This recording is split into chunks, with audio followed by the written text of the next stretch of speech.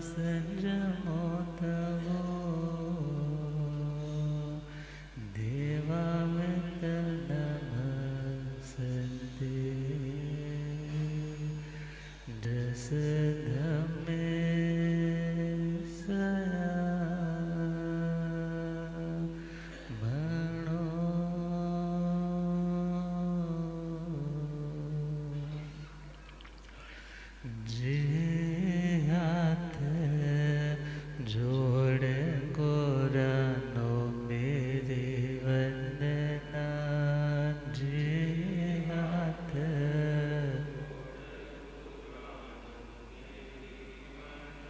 एक बार वंदना हजार बार वंदना एक बार वंदना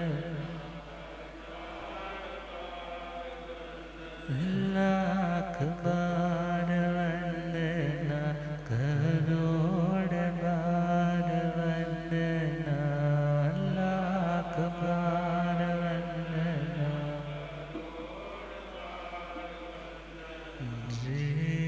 हाथ जोड़े गोरानो मेरी वंदना हाथ डगमग डोले नैया मेरे डगमग डोले मुझको ओट है सतगुरु तेरे मुझको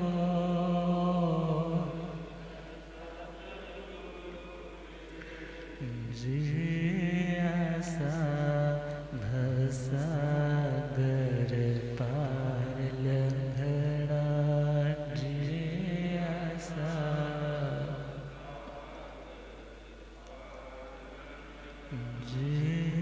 हाथ जोड़े गोरानो मेरे वंदना हाथ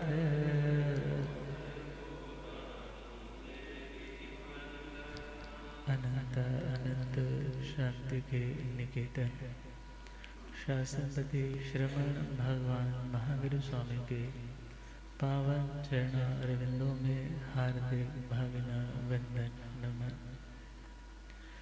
मेरे अंधेरे जीवन को रोशनी प्रदान करने वाले परम उपकारी आगम ज्ञान के भंडार आगम ज्ञाता आगम पुरुष जिन शास्त्र रतन हिमाचल के श्री उपाध्याय भगवंत श्रद्धे गुरुदेव श्री जितेंद्र मुनि जी महाराज साहब के पावन चरण कमलों में हार्दिक भावना वंदन नमन। पाठ पर विराजमान तपस्वी रतन श्री प्रभु मुनि जी महाराज साहब के चरणों में वंदन। धर्म सभा में उपस्थित धर्मानुरागियों सुशीलवती माताओं एवं बहनों आसीन पुण्योदय से भाग्योदय से आप सबको संतों का समागम और वीतरागवाणी श्रवण करने का शुभ अवसर प्राप्त हो रहा है। श्रवण कर रहे हैं भगवान महावीर स्वामी के मंगलमय जीवन परिचय को बताने वाली स्तुति श्री महावीर स्तुति, जो हमारे आगम ग्रंथों में इंक्लूडेड स्तुति है। आगमों से भिन्न यह स्तुति नहीं है। आगमों में स्थान क्यों मिल गया? क्योंकि इस स्तुति में कोई बढ़ चढ़ करके या कुछ एग्जैजरेट करके कुछ नहीं बताया, बल्कि भगवान को बताने के लिए उपमाएं चोटी पड़ने लग पड़ी। आर्य जम्बू स्वामी जी ने पूछा था भगवान महावीर स्वामी कैसे है, तो आर्य श्री जम्बू स्वामी के दीक्षा गुरु आर्य श्री सुधर्मा स्वामी जी महाराज वे भगवान की परिचय को बताने के लिए दुनिया में जो सबसे ग्रेटेस्ट चीज़ें हैं उन पदार्थों से भगवान की तुलना समानता दिखा करके उन्हें समझा रहे हैं, जैसे ये वस्तु दुनिया में इतनी ग्रेट मानी जाती है, ऐसे ही भगवान ग्रेट थे, महान थे। तो मेरू पर्वत के माध्यम से भगवान को उपमित किया जा रहा है। कल तक हमने 9 गाथाओं का विश्लेषण, व्याख्या, श्रवण की। आज 10वीं गाथा पर हम आ रहे हैं। सया सहसाण जोयणाण, सया सहसाण जोय ते कंडगे पंडगवे जयन्ते, ते कंडगे पंडगवे जय से जोयणे नवये सहस्ते ओढ़ो से तो हेठ सहस मेगा पूछे सोना समणाया, पूछे सोना समणा अंगारेणोया परते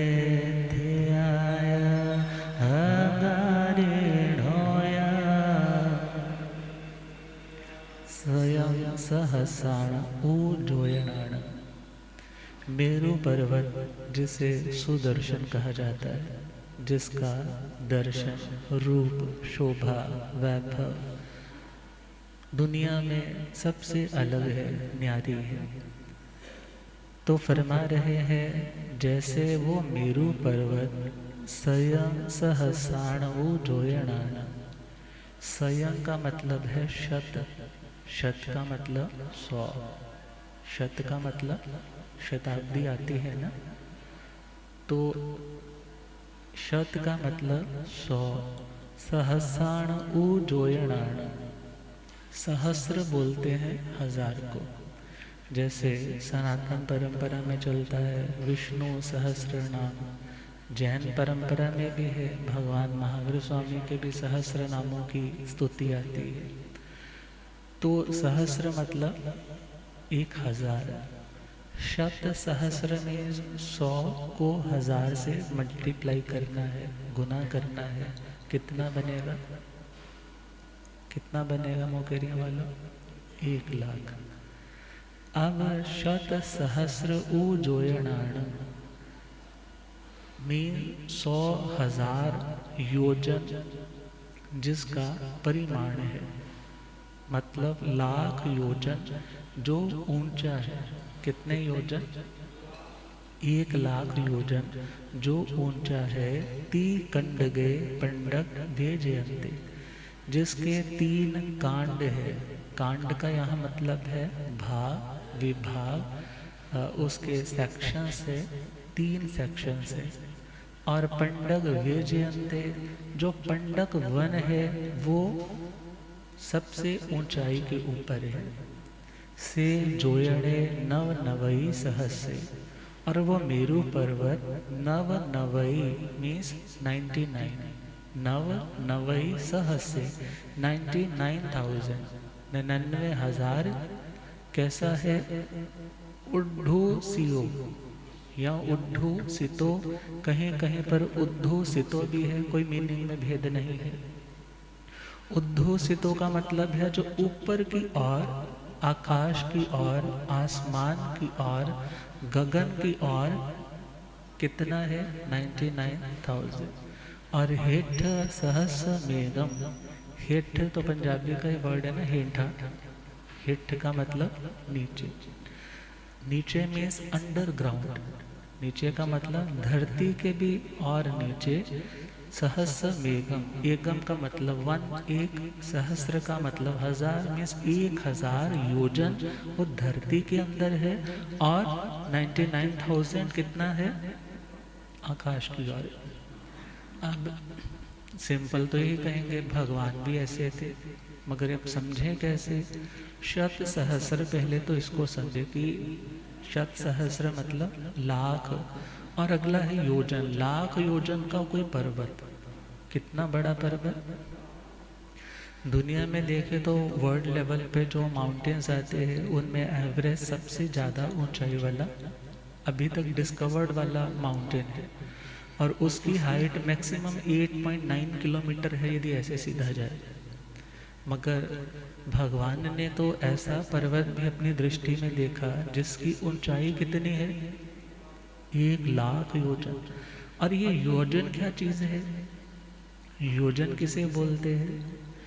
एक योजन इज इक्वल टू 4 कोस।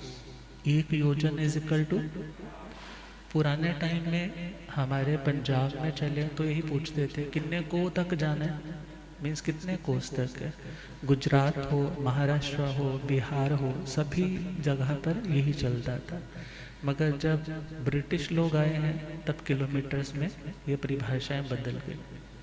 मगर उससे पूर्व योजन चलता था। मगर योजन में भी अब कोस, मगर अब योजन के कोस के अंदर कितने माइल्स लेने हैं, ये जो डेफिनेशंस है ये अपने अपने एरिया वाइज बदलती रही।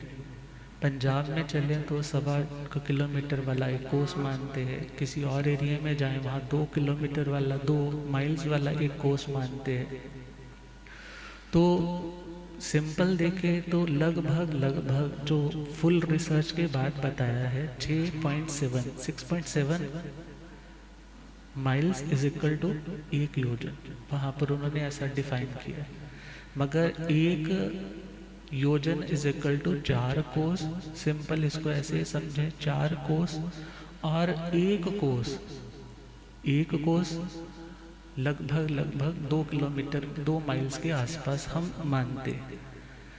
और जो, क्योंकि इसकी बहुत सारी वेरिएशंस है, कई लोगों ने अलग अलग रूप से, एक पूरा फाइनल नहीं है। यदि हम फाइनल चलेंगे तो फिर वही उस उंगल के हिसाब से चलेंगे जैसे हम लोग मापते आए हैं आज तक। मगर खैर वो 1,00,000 योजन पर्वत ऊंचा है, 1,00,000 योजन पर्वत ऊंचा है। और यदि पक्के योजनों की बात करें, क्योंकि संसार में जितनी शाश्वत चीजें हैं वे वस्तुएं पक्के योजनों से मापी जाएंगी। पक्का योजन क्या होता है, कच्चा योजन क्या होता है? पक्के योजन को सामान्य समझे कि 1 योजन इज इक्वल टू 4,000 कोस। 1 योजन इज इक्वल टू 4,000 कोस। अब 1,00,000 योजन है, अब उसका हिसाब लगाओ कि कितना ऊंचा कोई पर्वत होगा। और कहा भगवान भी उस पर्वत की तरह ग्रेट थे, उस पर्वत की तरह भगवान। अब हाइट तो भगवान की वही 7 हाथ की आती, मगर भगवान की ग्रेटनेस अर्थात भगवान की साधना, भगवान की विनम्रता, भगवान की सहनशीलता, भगवान की निर्लोभता, भगवान के भीतर की तप और त्याग की भावना, वो तो मानो उस मेरू पर्वत से भी कहीं ऊपर थी। मगर अब दुनिया में कोई इतना बड़ा पदार्थ नहीं दिख रहा, इतना बड़ा मीटर नहीं दिख रहा जिससे लगा करके बताया अच्छा भगवान ऐसे ग्रेट थे, इतनी हाइट तक ग्रेट थे। मगर जो हाईएस्ट वाली चीज थी वो मेरू पर्वत था। और कहा वो मेरू पर्वत 3 कंडगे, जिसके 3 विभाग बनते। कितने विभाग? मीन्स उस मेरू पर्वत के 3 डिविजन्स, 3 उसके सेक्शंस बनाए जाते। 3 सेक्शंस में पहले वाला सेक्शन है जो 1000 योजन का धरती के अंदर है, 1000 योजन जो धरती के अंदर है। और मध्य वाला जो बीच वाला है जिसको हम 63,000 योजन का कहते हैं। और उसके बाद जो 36,000 योजन का ऊपर है वो तीसरा कांड है, मीन्स फर्स्ट, सेकंड और थर्ड। जिन्होंने आज तक ये नहीं पढ़ा है उन्हें थोड़ा सा मुश्किल ज़रूर लगेगा, मगर सुनेंगे एक क्यूरियोसिटी भी जागेगी, एक नॉलेज भी एनहेंस होगी और इसको हम सिंप्लीफाई भी करेंगे। तो अब उस 3 कांड मैं मेरू पर्वत की विलक्षणता क्या है कि जैसे उस मेरू पर्वत के 3 विभाग है, ऐसे ही भगवान की जिंदगी के भी 3 विभाग। कितने विभाग? ज्ञान, दर्शन, चारित्र। भगवान की नॉलेज एक्सीलेंट थी, भगवान की श्रद्धा, जिस मार्ग पे चल रहे हैं उसके प्रति वो कभी कंफ्यूज नहीं थे, वो जो साधना कर रहे थे उसके प्रति उनके अंदर पूरी तरह से निष्ठा, डेडिकेशन थी। तो भगवान का दर्शन, भगवान का दृष्टिकोण, भगवान का नजरिया सभी जीवों के प्रति समबुद्धि वाला था। तो भगवान का दर्शन भी ग्रेट था। मीन्स उनकी लाइफ को देखे तो 3 चीज़ें मेन दिखाई देती है। भगवान की नॉलेज वो एक्यूट लेवल की, एक्मे पर है, केवल ज्ञान। फिर भगवान का जो दर्शन है वो क्षायक सम्यक दृष्टि है। फिर उनका जो चारित्र है, तीसरा सेक्शन, भगवान यथा ख्यात चारित्र वाले हैं। भगवान कैसे है? यथा ख्यात चारित्र वाले। यथा ख्यात का मतलब वो जैसा दुनिया को बताते हैं ना, ऐसा करने से कर्म कटेंगे, तो भगवान सिमिलरली, बिल्कुल सेम टू सेम, हूबहू वैसा अपनी जिंदगी में इम्प्लीमेंट भी करते। मगर आज के टाइम के साधकों के पास वो यथा ख्यात चारित्र नहीं है। दैट्स वाई वो जो आपको सुनाते हैं वो सारी बातें आपको उनकी लाइफ में दिखाई नहीं देंगी। आप भले कितना वो मैग्नीफाइंग ग्लास लगा के भी ढूंढोगे इनमें वो चीज़ मिल जाए, नेवर, वो नहीं मिल पाएगा। क्यों?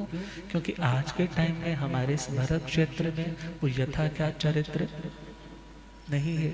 हम महाविद्या में हो सकते हैं ऐसे करने वाले बहुत से आराधक, मगर अभी कौन सा है? सामायिक चरित्र और छेदोपस्थापनीय चरित्र। मगर भगवान तो उस जो सबसे अपर लेवल वाला चारित्र है उससे युक्त थे। तो भगवान की लाइफ के 3 डिविजन्स हो गए, ज्ञान, दर्शन, चारित्र। और आगे चलिए, 3 चीजें धर्म को भी बताती है। अब दशवें कालिक जो सूत्र की पहले ही गाता है, धम्मो मंगल मुक्तिठं अहिंसा संजमो तवो देवा वीतं नमं संति जस धम्मे सयामणो। भगवान ने कहा धम्मो मंगल मुक्तिठं। भगवान फरमा रहे हैं धर्म। उक्कीठं मीन्स उत्कृष्ट। उत्कृष्ट का मतलब सबसे बड़ा। मंगल का मतलब विघ्नों को दूर करने वाला, जिंदगी में समृद्धि से भरपूर करने वाला। धर्म सबसे बड़ा उत्कृष्ट मंगल है। धर्म कैसा है? सबसे बड़ा उत्कृष्ट मंगल है। मगर अब धर्म की डेफिनेशन क्या है? धर्म बोले हम किसको? जिसमें 3 चीजें होंगी, जिसमें ये 3 कंटेंट होंगे, जिसमें 3 इंग्रेडिएंट्स होंगे। कौन सा? अहिंसा, संयम और तप। जो बिल्कुल नॉन वायलेंस, ना शरीर से किसी को आहत करेंगे, ना वाणी से किसी को चोट पहुंचाएंगे, और ना ही मन के वाइब्रेशन से किसी को नुकसान करने के लिए कुछ ऐसा सोचेंगे। और जो ना स्वयं हिंसा करेंगे, ना किसी से हिंसा करवाएंगे, और ना हिंसा करने वाले को अच्छा जानेंगे। तो भगवान की अहिंसा तो बहुत उत्कृष्ट अहिंसा। तो भगवान ने फरमाया धर्म क्या? जिसमें अहिंसा हो। सेकेंड पॉइंट, जिसमें संयम हो। जिसमें क्या हो? खाने का संयम, बोलने का संयम, चलने का संयम, देखने का संयम, हाथों का संयम, सोचने का संयम। हर चीज जो व्यक्ति आउट ऑफ लिमिट कर रहा है उसको एक संयमित वे में करना, जिससे ना अपना नुकसान हो और ना दूसरे का नुकसान हो। यदि कोई व्यक्ति अपनी गाड़ी स्पीड से ओवर स्पीड चला रहा है तो ये उसका असंयम है, और ये असंयम उसके भी नुकसान का कारण बन सकता है और दूसरे के नुकसान का भी। ऐसे ही मोक्ष मार्ग पर ट्रेवल करने वाली उस आत्मा के लिए भगवान ने बोला कंट्रोल के साथ चलो, संयम के साथ चलो। तो जो संयम के साथ चलता है वो धार्मिक है। जो संयम से चल रहा है वो कौन है? धार्मिक है। और तीसरी बात है तप। जो अनुकूल प्रतिकूल परिस्थितियों में खुद को मेंटेन रखने के लिए तपता है। अनुकूल और प्रतिकूलता में तो तपना समझ आता है, मगर अनुकूलता में तपने का मतलब, अनुकूलता आई मगर उस अनुकूलता के लिए हम पागल नहीं बने। यदि वो अनुकूलता चली गई तो हम उसके लिए बेसब्रे नहीं बने। ठीक है, कर्म का संयोग अच्छा था, वो वस्तु मिली, कर्म वियोग हो गया उसका, वस्तु चली गई, मगर जो मेरा अपना है वो तो हमेशा मेरे पास है। तो जो आत्मा 12 तरह की तपस्याओं से युक्त है उसे भी धार्मिक बोला। उसे भी क्या बोला? तो भगवान की लाइफ में ये तीनों सेक्शंस थे। भगवान की लाइफ में कांड बोला ना, भगवान की लाइफ में अहिंसा भी थी, संयम भी था और तप भी था। 12 वर्ष 6.5 महीने की इतने लाइफ स्पैन जो उनका साधना काल था, उसमें जस्ट उनके भोजन करने के दिन 349 थे।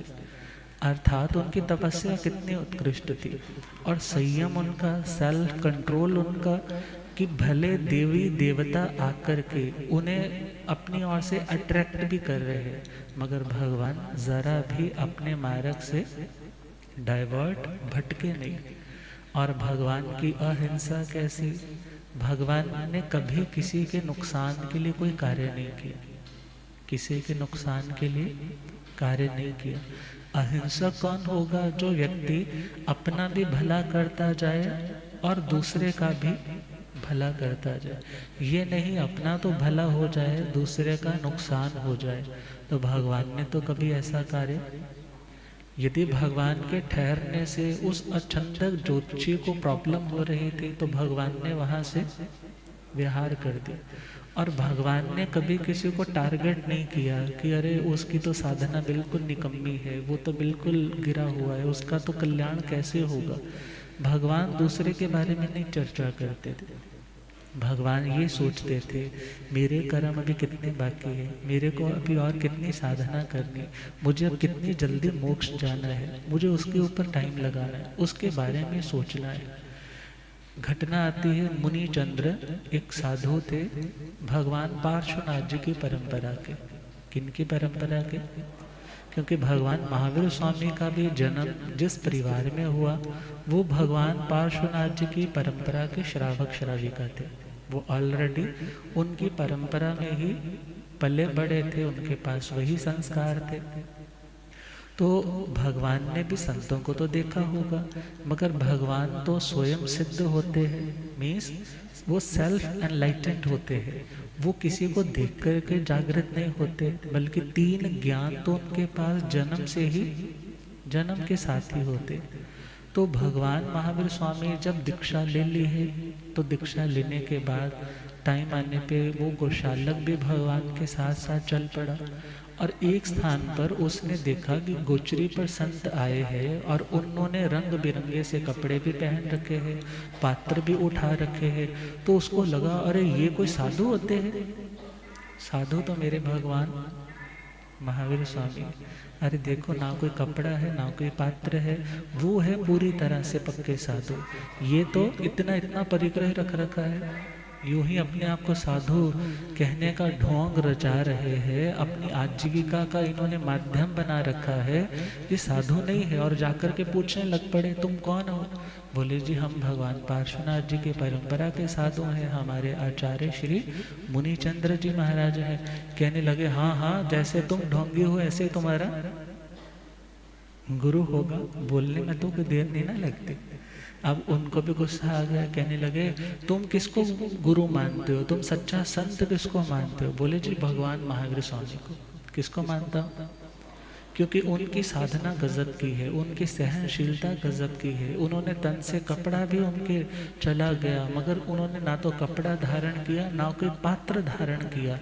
अर्थात भगवान तो कर पात्री है, हाथों में ही भोजन लेने वाले सच्चे साधु तो वो है, टोटली पूरी तरह से संजोगा विप्पमुक्कस अणगारस भिक्षुण। जैसे ये बात सुनी तो उनको बुरा लगा कि इसने हमारे गुरु की क्या की है?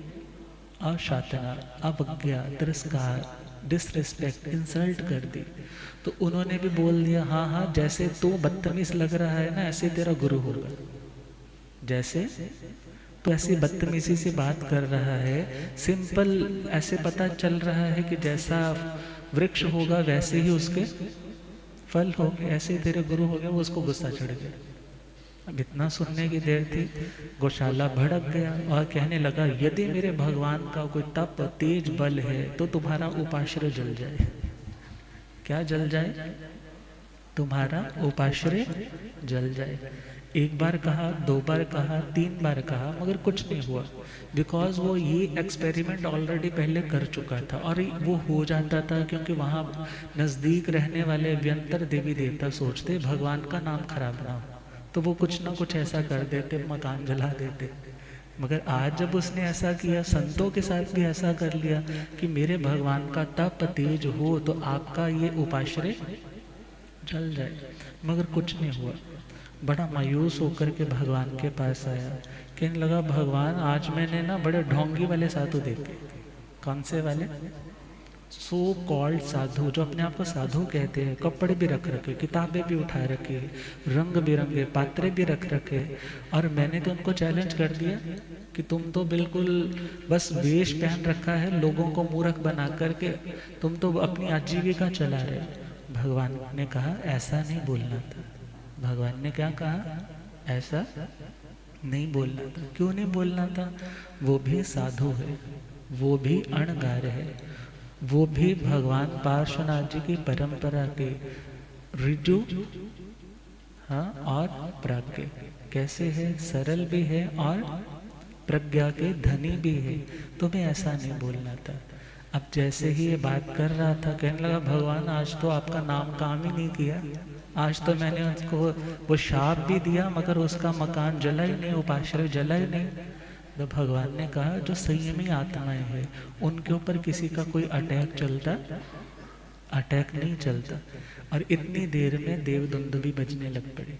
और वह देवदुंदुभी जब बजी तो उसने पूछा कि प्रभु ये क्या हुआ? कहने लगे, मुनि चंद्र स्वामी जी को अवधि ज्ञान हुआ और वो काल करके स्वर्गों की ओर आरोहण करके।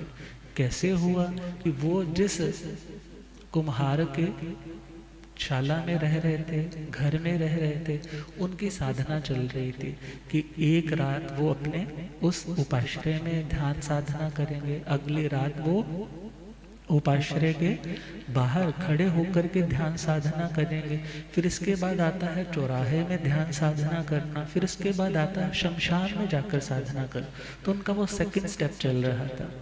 मगर उधर से वो कूपदारक शायद नाम आता है, वो जो कुम्हार था वो पंजाबी में बोले टल्ली होकर आ रहा था। खूब शराब पी रखी थी, कुछ शुद्ध नहीं थी कि कौन है कौन नहीं है। और उसको लगा कि जो बाहर खड़ा है ना कोई चोर है, और उसने आकर के पहले गालियां निकाली। शराब पी रखी थी, अक्ल तो उसके पास इस टाइम अवेलेबल थी ही नहीं।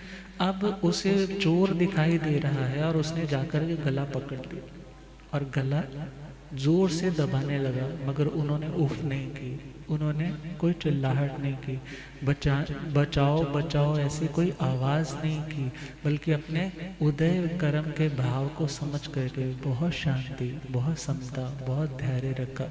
और उस टाइम जैसे ही प्राण निकलने को थे, उनको अवधि ज्ञान तो हुआ, मगर उसके साथ साथ देवदुंदुभियां बज गई कि धन्य है ऐसी सहनशीलता, धन्य है ऐसा संयम, धन्य है ऐसा पराक्रम। मीन्स बाहर के द्रव्य लिंगी को देख करके, बाहर के उपकरणों को देख करके तुम गैस नहीं कर सकते किसी की साधना कितनी ऊंची।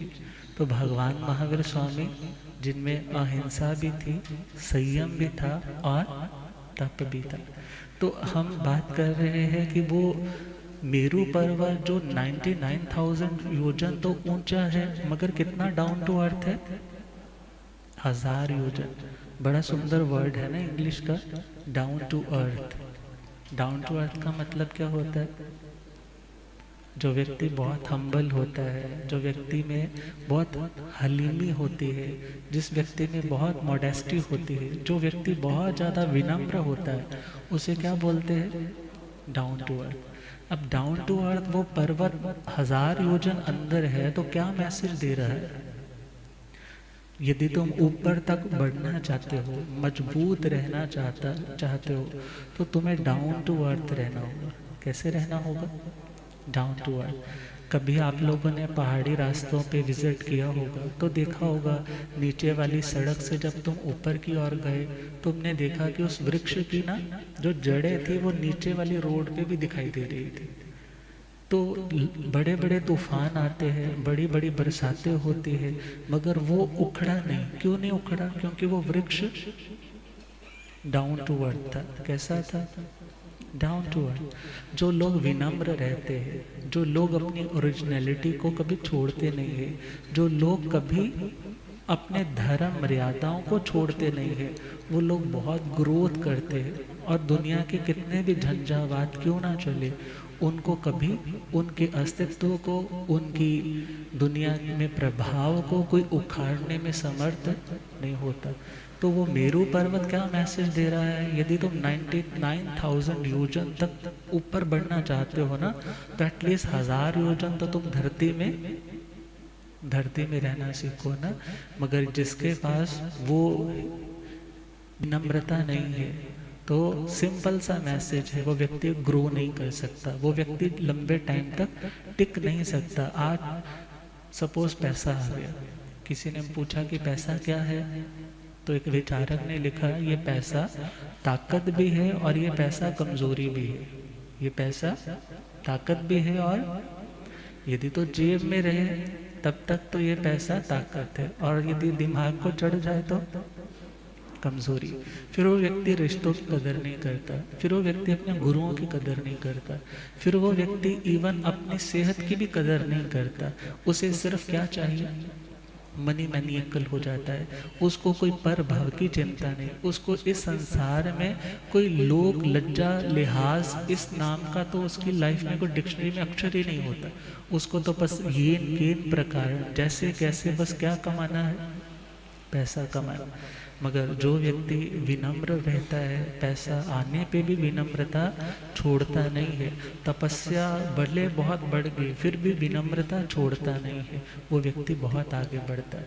मगर जो व्यक्ति गुरु की सन्निधि को, गुरुओं की शिक्षाओं को या अपनी विनम्रता की भावना को त्याग देता है, फिर उस व्यक्ति को दुनिया के बड़े बड़े तूफान तो क्या, छोटे छोटे तूफान भी धाराशाही कर जाते हैं। इसलिए भगवान ने अपनी जिंदगी में इतनी ऊंचाई को तो प्राप्त किया, मगर उन्होंने कभी अपनी उस धरती को नहीं छोड़ा, अपनी ओरिजिनलिटी को नहीं छोड़ा। अर्थात भगवान इतना कुछ होने के बावजूद भी बहुत विनम्र थे। इतना कुछ होने के बावजूद भी, अब अंतगढ़ जी सूत्र में वो आएगी ना स्टोरी, जब एवंता अणगार की आती है। हाँ, जब किसी भी तीर्थंकर के पास कोई छोटे से छोटा बच्चा भी आ जाए तो उसके साथ कितने प्यार से बात करते हैं। अर्थात जैसे बच्चे से बात करते करते आप कभी थकते नहीं हो, वो 10 बार भी पूछे तो आप अकते नहीं हो, आप बिल्कुल फ्रस्ट्रेट नहीं होते हो। ऐसे ही भगवान यदि किसी से बात करते तो उसमें इतनी कोमलता झलकती, उसमें इतनी विनम्रता झलकती कि सामने वाला बस यही सोचता कि भगवान बोलते जाएं और हम सब कुछ सुनते चले जाएं। तो भगवान महावीर स्वामी उन 3 कांडों से, उन 3 विभागों से युक्त थे। कौन कौन से विभाग? यदि हम और थोड़ा चिंतन करें तो भगवान का एक विभाग है गृहस्थ दशा का। कौन सा विभाग? दूसरा सेक्शन उनकी लाइफ का है साधना काल का। कौन सा? साधना काल का। और थर्ड सेक्शन है भगवान के केवल ज्ञान का। तो त्रिकंडे मीन्स 3 कांड भगवान की लाइफ के, ये 3 सेक्शंस थे कि गृहस्थ दशा आई, फिर उसकी साधना दशा आई और उसके बाद केवल ज्ञान दशा। और यदि इसको अलग वे में यदि हम देखें तो पहला सेक्शन हम कर सकते हैं भगवान का छद्मस्त काल। कौन सा काल? छदम का मतलब है आवरण। आवरण मीन्स कोई पर्दा। भगवान की उन एबिलिटीज के आगे अभी तक पर्दा था। पूरी तरह से भगवान अपनी एबिलिटीज को, योग्यताओं को एक्सप्लोर नहीं कर पाए थे। तो वो दशा भगवान की छदमस्त अवस्था। और दूसरा सेक्शन भगवान का, जब निरावरण मीन्स वो आवरण, वो पर्दे हट गए, भगवान केवल ज्ञान और केवल दर्शन से युक्त हो गए। ये सेकंड सेक्शन हुआ। थर्ड सेक्शन, जब भगवान आठों ही कर्मों से मुक्त होकर के निर्वाण दशा को प्राप्त हो गए। तो मेरु पर्वत के 3 विभाग। पहले वाला धरती के, बोलो, धरती के अंदर है, मुश्किल तो नहीं लग रहा ना? पहले वाला सेक्शन कहाँ? धरती के अंदर। क्या शिक्षा दी? ग्राउंड टू अर्थ रहना सीखो। मजबूती चाहते हो, लंबे टाइम तक सस्टेनेबिलिटी के साथ बढ़ना चाहते हो, तो तुम्हें कभी भी अपनी ओरिजिनलिटी को छोड़ना, शास्त्रीय भाषा में कहे तो अपने स्वभाव से जुड़े रहो। किससे जुड़े रहो? बहुत बार व्यक्ति दूसरे के नेचर को देख करके ना अपनी नेचर चेंज कर लेता है, मगर नहीं, तुम्हारे अंदर जो अच्छाइयाँ हैं, तुम्हारी जो ओरिजिनलिटी है, तुम उस ओरिजिनलिटी के साथ जुड़े रहोगे तो बड़ा ग्रो कर जाओगे। पहला पॉइंट, निश्चय से हमारी ओरिजिनलिटी क्या है? जानना और देखना। हम दुखी कब होते हैं? जब एक स्थान पे हम 2 काम करते हैं। एक स्थान पे मीन्स हम दुखी कब हुए? जब हमने जानने के साथ साथ राग कर लिया या द्वेष कर लिया। कुछ भी फ्लेवर्ड करेंगे तो दुखी हो जाएंगे, और यदि जो सिंगल चलेंगे तो कोई दुख आने वाला। तो ओरिजिनलिटी का मतलब, तुम सुखी होना चाहते हो, आज दुखी हो, तो जस्ट देखो कि तुम्हारे दुख का कारण क्या है। तुम सिचुएशन को जान तो रहे हो, मगर उस सिचुएशन को जानते हुए भी दुखी हो रहे हो, बिकॉज तुम उस वस्तु के प्रति बहुत ज़्यादा लालसा वाले हो, या किसी व्यक्ति के प्रति राग वाले हो, और उस राग के कारण दुख आ रहा है। वस्तु के प्रति नफरत, घृणा के कारण दुख आ रहा है। मगर यदि सिर्फ तुम जानो, सिर्फ तुम देखो, तो कोई दुख आने वाला नहीं। तो जो अपनी ओरिजिनलिटी के साथ, ट्रू नेचर के साथ, जानने और दिखना रूप इस नेचर के साथ जुड़ा रहता है, वो ग्रो भी बहुत करता है, प्रॉस्पेरिटी वाइज भी बहुत ग्रो करता है, और दुनिया की मोह की आंधियाँ, प्रलय की आंधियाँ भी उसको भरत चक्रवर्ती की तरह हिलाने में समर्थ नहीं होती। तो पहले वाला जो सेक्शन है वो पृथ्वीमय मीन्स पृथ्वी के अंदर वाला, डाउन टू अर्थ वाला, और उसके भी 4 विभाग आते हैं। जम्बूद्वीप प्रज्ञप्ति सूत्र है हमारा, जिसमें जैन कॉस्मोलॉजी का वर्णन है, और वहाँ पर बताया है कि जो फर्स्ट वाला सेक्शन है उसके 1000 योजन के भी हम 4 सेक्शन करते हैं। कितने सेक्शन? तो उसमें 250 के 4 सेक्शन बनेंगे। पहला पृथ्वीमय है, दूसरा पाषाण मीन्स पत्थर, स्टोन्स भरे हैं, और तीसरा वज्र रतन मीन्स हीरे भरे, और चौथा है कंकरमय। तो ये पृथ्वी वाले हैं। ये बातें सिर्फ जानने वाली हैं। कैसी है? बहुत सी चीज़ें ऐसी होती हैं हमें दिखाई तो नहीं देती, मगर जिन्होंने देखा है हम उनके प्रति विश्वास करते हैं, इसलिए उन वस्तुओं को मानते भी हैं और जानने की क्यूरियोसिटी भी रखते हैं। और सेकंड वाला जो सेक्शन है, सेकंड वाला जो विभाग है, क्योंकि 1000 योजन तो धरती के अंदर है, और बाहर कितना है? कितना है? 99,000 वो योजन ऊंचाई वाला है। और नीचे जो ग्राउंड है, क्योंकि 1000 योजन तो नीचे चला गया, अब जो ग्राउंड लेवल है, उस ग्राउंड लेवल से जो 63,000 योजन, कितना? उस 63,000 योजन के 4 सेक्शंस बन जाएंगे। उसमें अंक रतनमय एक होगा, सेकंड स्फटिक रतनमय होगा, थर्ड सोने जैसा होगा, और चौथा रजत, रजत बोलते हैं सिल्वर को, चांदी जैसा होगा। और फिर हम ऊपर चले तो जो थर्ड सेक्शन है वो है 36,000 योजन का। कितना? और वो है जम्बू नद, जाम्बू नद स्वर्ण वो नाम आता है शास्त्र में। और ये चतुर्थ वक्षस्कार जम्बूद्वीप प्रज्ञप्ति में वर्णन आता है मेरू पर्वत का। और वहाँ फरमाया है जाम्बू नद स्वर्ण में जैसे तपाया हुआ सोना है। या इसको जम्बू से हम समझ सकते हैं जैसे जामुन का रंग होता है, ऐसा कोई पर्पल शेडेड गोल्ड होगा, क्योंकि हमारी दृष्टि में तो आ नहीं रहा ना, तो उसकी इंटरप्रिटेशन ही हो सकती है। तो वो ऐसा तीसरा विभाग है। तो जिस प्रकार वो मेरू पर्वत जिसका सबसे नीचे वाला हिस्सा 1000 योजन, मध्य वाला हिस्सा 63,000 योजन और ऊपर वाला हिस्सा 36,000 योजन, ये टोटल कितना हो गया? ये इतना क्या हुआ? 99,000। नीचे वाला 1000 में लाया तो 1 लाख। और मेरू पर्वत हमारे भरत क्षेत्र में एक है। कैसा है? मगर टोटल मेरू पर्वत 5 है। कितने हैं? 5 है। भरत क्षेत्र में हमारे यहाँ पर जम्बूद्वीप जो हमारा जो है ये, तो उस जम्बूद्वीप के अकॉर्डिंग देखें तो एक है। धातकी खंड में 2 मेरू पर्वत है। कितने मेरू पर्वत? और तीसरे आगे चले जो अर्ध पुष्कर द्वीप है वहाँ पर भी 2 मेरू पर्वत है। मगर जो हाईएस्ट पीक वाला 1 लाख योजन वाला है वो सिर्फ हमारे जम्बूद्वीप में है। और जो बाकी वाले हैं वो 85,000 मीन्स 85,000 योजन ऊंचाई वाले हैं।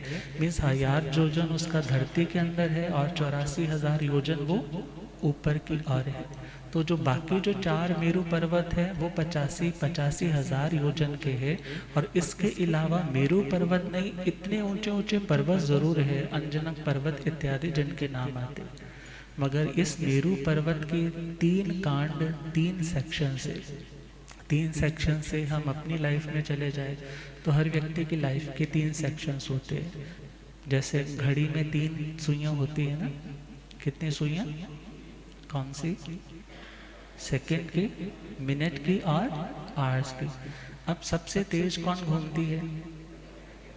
और उससे थोड़ा स्लो मिनट, और उससे भी ज्यादा स्लो आवर्स की। बचपन की जो सुई है ना वो सेकंड की तरह है। कैसे भाग जाते हैं? बचपन की अमीरी न जाने कहाँ खो गई। जब बारिश के पानी में हमारे भी जहाज तैरा करते थे, मगर वो कुछ भी याद मीन्स वो टाइम कितनी जल्दी बीत जाता है। और दूसरा डिवीजन ऑफ लाइफ कौन सा है? जवानी का। कौन सा?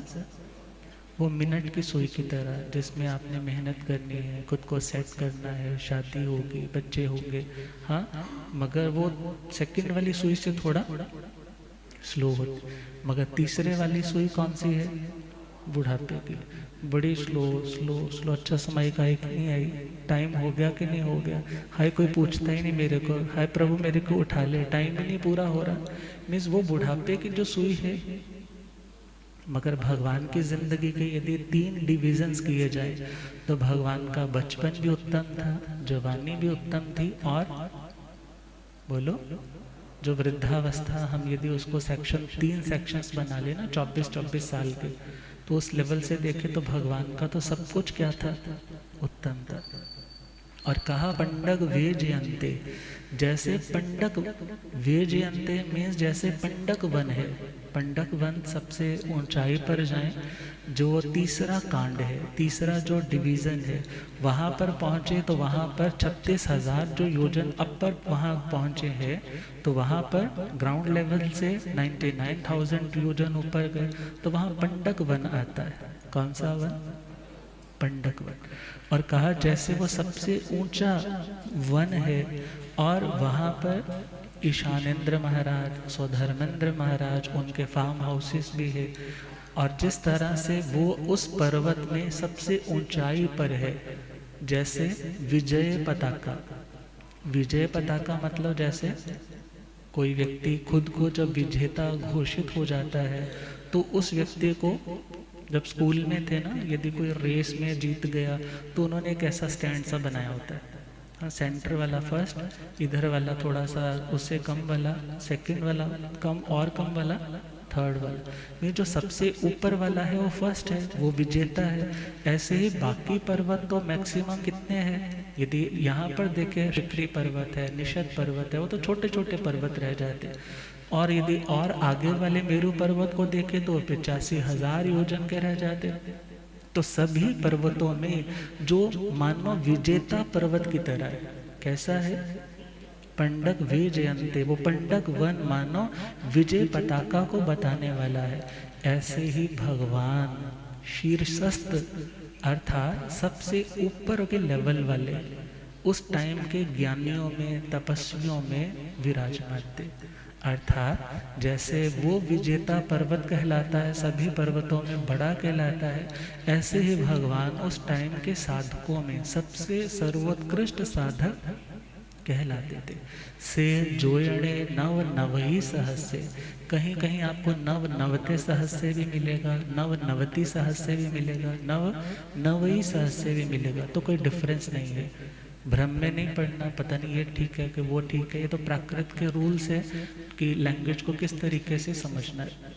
से जोयणे, से मीन्स वो पर्वत, जोयणे नव नवई सहस्य मीन्स 99,000 हजार 99,000 योजन, उद्धूसितो या उद्धूसितो मीन्स ऊपर की ओर है। तो भगवान का जीवन भी कैसा, ऊपर की ओर। हमारी बॉडी में हम चले तो हमारी बॉडी में जिन लोगों ने कोई मेडिटेशन की हो, यहाँ चक्रस का नाम तो सुना ही होगा ना, कि किस तरह से हमारी एनर्जी ऊपर की ओर जाती है, कैसे हमारी एनर्जी डाउनवर्ड्स जाती है। जिनकी एनर्जी का प्रवाह डाउनवर्ड्स रहता है वो व्यक्ति जिंदगी में कोई बड़े मुकाम हासिल नहीं कर सकता, मगर जिनकी एनर्जी ऊपर सहस्रार की ओर बढ़ती है फिर वो लाइफ में ग्रेटेस्ट अचीवमेंट्स अचीव कर सकते हैं। तो भगवान महावीर स्वामी, उनकी एनर्जी, उनकी ऊर्जा कभी भी निम्नगामी नहीं थी। कैसी नहीं थी, निम्नगामी मीन्स नीचे की ओर नहीं, बल्कि उद्धूसितो मीन्स ऊपर की ओर ही भगवान की ऊर्जा का, एनर्जी का, वीर्य का प्रवाह रहता था।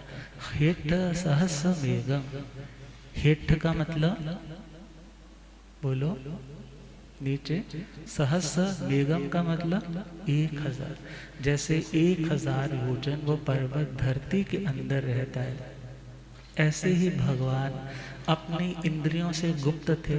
अपनी साधनाओं में वो इतना कुछ होने के बावजूद भी उनको समेट करके रखते थे, और जो चीज़ दुनिया में दिखनी चाहिए उसकी उनको कोई परेशानी नहीं थी। वो अपनी ओरिजिनलिटी के साथ, अपने आत्म स्वरूप के साथ जुड़े हुए थे। भले 8 महाप्रतिहारे वहाँ पर है, भले भगवान के साथ साथ देवी देवता भी चल रहे हैं, लोग जय जयकार भी कर रहे हैं, मगर भगवान अपने आत्म स्वरूप के साथ हमेशा जुड़े रहते। वीर प्रभु भगवान को कैसे जाने, वीर प्रभु भगवान उन जैसा बनने के मन में भी ठान हो। वीर प्रभु भगवान को कैसे उन जैसा बनने के मन में, आर्य सुधर्मा जी से पूछे श्री जम्बो, आर्य सुधर्मा जी से कृपा करो स्वरूप प्रभु का जाने। वीर प्रभु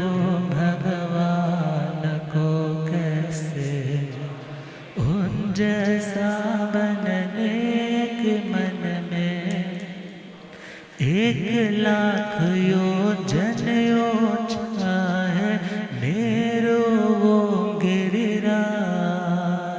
3 भागों से सुंदर पंडक वन की ध्वजा का ताज।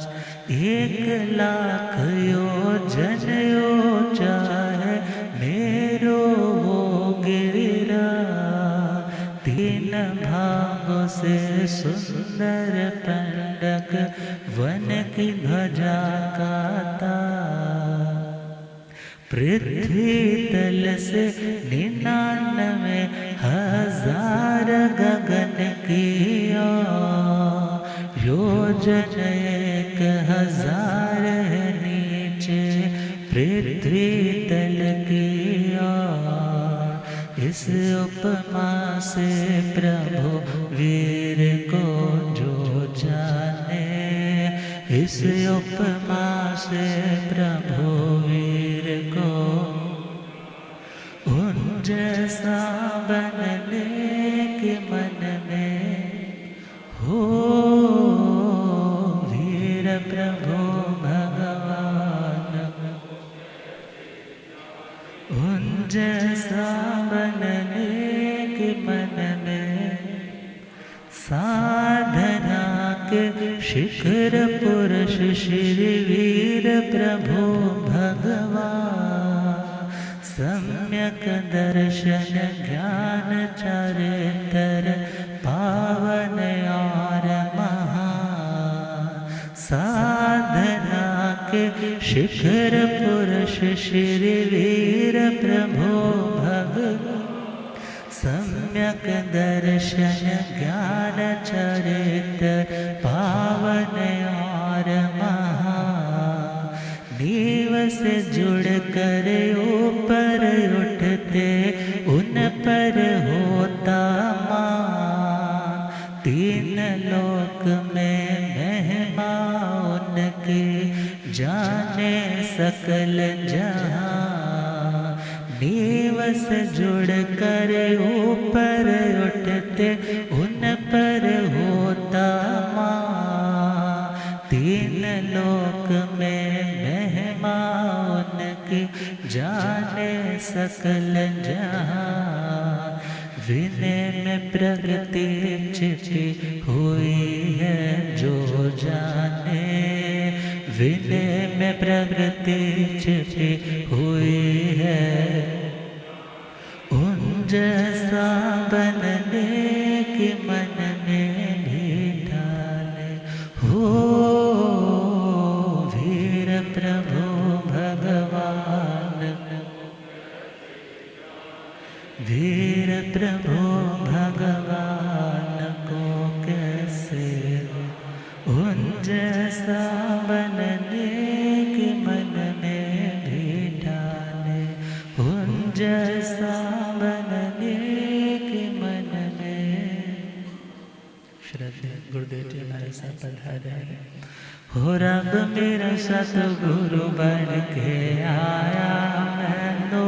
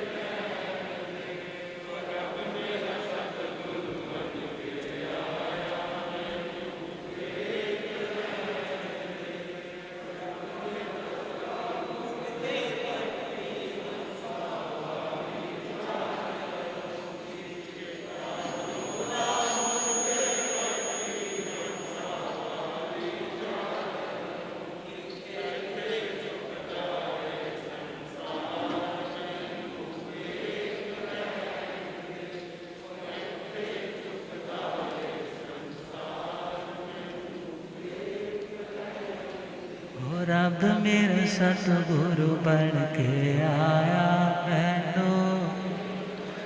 ओ पौंदे पौंदे पानी दंदा सुके बूटे हर कर दंदा पौंदे।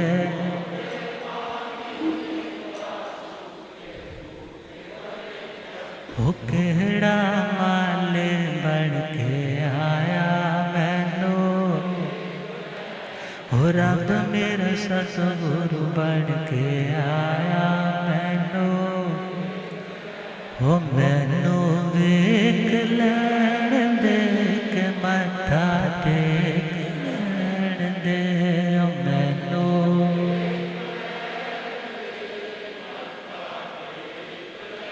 हो रब मेरा सतगुरु बन के आया मैनो, भूलिया ज्ञाता कंपुर शास्त्र तन हिमाचल के श्री उपाध्याय भगवंत श्रद्धे गुरुदेव श्री जितेंद्र मुनि जी। तो भगवान महावीर स्वामी उस मेरु पर्वत की तरह उन्नत मीन्स ऊपर की ओर ग्रो करके तीनों लोकों में जिनकी जय जयकार होती थी, उनकी सत्य, अहिंसा, क्षमा, विनम्रता आदि जो आध्यात्मिक गुण है वो बहुत उत्कृष्टता को प्राप्त हो चुके थे और उन्होंने कभी अपनी ओरिजिनलिटी को भुलाया नहीं कि मैं आत्मा हूँ, मेरा घर आत्म स्वरूप है, मेरा निश्चय से घर आत्मा के भावों में रमण करना है, कर्मों से मुक्त होना मेरा निश्चय लक्ष्य है। और उस लक्ष्य की प्राप्ति के लिए भगवान ने साधना भी की और साधना के बाद सेकंड स्टेप, सेकंड कांड कौन सा आया? केवल ज्ञान का। और केवल ज्ञान के बाद भगवान ने निर्वाण दशा को प्राप्त की। तो उस मेरु पर्वत के पंडक वन 1 लाख योजन का तो वो मेरु पर्वत हो गया टोटल होलसम पूरे का पूरा, मगर सेंटर में वहाँ पर चूलिका आती है 40 योजन की, 40 योजन की चूलिका है। और उसके ऊपर जाकर के एक सिद्धा देखा जाए तो सिद्धायतन है, जहाँ पर तीर्थंकरों की किसी रूप में उनकी विनय भक्ति करने के लिए उनके वो स्टैचूस है कि जिनको भगवान को इंद्र इत्यादि आकर के, क्योंकि वो नियम व्रत इत्यादि अंगीकार नहीं कर सकते, तो वहाँ आकर के वो किस प्रकार से भक्ति करते हैं, ये अगले स्टेप में हम चलेंगे, जो अगली गाथा आएगी। क्योंकि पंडक वन के साथ साथ फिर नंदन वनों का वर्णन आएगा, कैसे वहाँ पर बावड़ियाँ हैं, क्या क्या वहाँ का सिनेरियो है, कैसे कैसे वहाँ पर इंद्र महाराजों के भद्रशाल वन है, नंदन वन है, सोमनस वन है, पंडक वन है, किस तरह से वहाँ पर बावड़ियाँ हैं, कैसे वहाँ पर वो अपना आमोद प्रमोद, अपना एंटरटेनमेंट भी करते हैं और तीर्थंकरों की भक्ति भी करते हैं। क्या क्या उसकी गरिमा है उसको कल सुनेंगे। आप श्रद्धे गुरुदेव जी हमारे साथ कृपा करेंगे। ओम शांति।